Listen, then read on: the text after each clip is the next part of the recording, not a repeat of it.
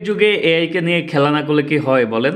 বর্তমানে হচ্ছে যে এআইয়ের যুগ। এখন আপনাদেরকে একটা মজার জিনিস দেখাই, সেটা হচ্ছে হোয়াটসঅ্যাপ তাদের রিসেন্টলি একটা আপডেটে বলেছে যে তারা হচ্ছে যে কাস্টমার বা হচ্ছে কেউ যদি আপনাকে ভয়েস দেয়, সেক্ষেত্রে কিন্তু ভয়েসকে অটোমেটিকলি টেক্সটে কনভার্ট করতে পারবেন।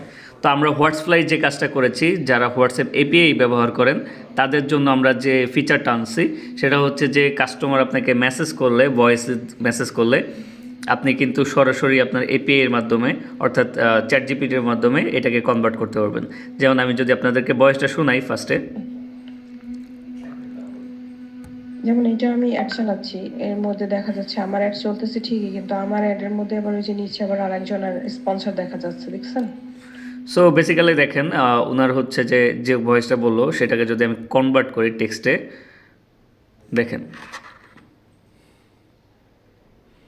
এখানে কিন্তু অটোমেটিকলি ভয়েস থেকে টেক্সটে জেনারেট হয়ে গেছে।